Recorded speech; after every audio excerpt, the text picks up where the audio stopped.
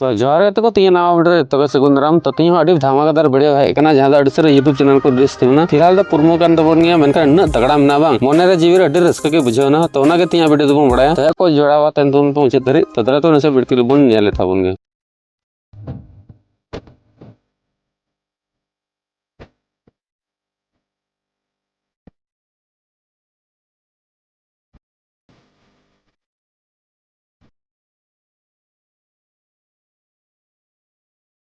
तो जहाँ पर वीडियो के बन वीडियो रे तुम दो करना सरक शर्मा खन जहाँ कुड़ी की सरक शर्मा खन हिजुकना कोड़ा लगे हिजुकना तो उनकिन गिन दुलड़दा तो उनका मिटे कहानी मिना जहाँ निया वीडियो रे पूरा उनका कहानी को एम कातोना तो निया सिंगर कदे कमी कता गंगाधर बिंदानी साथे नरमेला किस्कू सोरेन लिरिक्स से सजाव कतना बांका कोचा नाना मरांडी डबिंग कतना बीजीएम स्टूडियो बरीपदा से खय मिक्सिंग रे बंटी स्टूडियो रांची से खय तो बैकग्राउंड म्यूजिक को एम कता डीडी बोरो बरीपदा से खय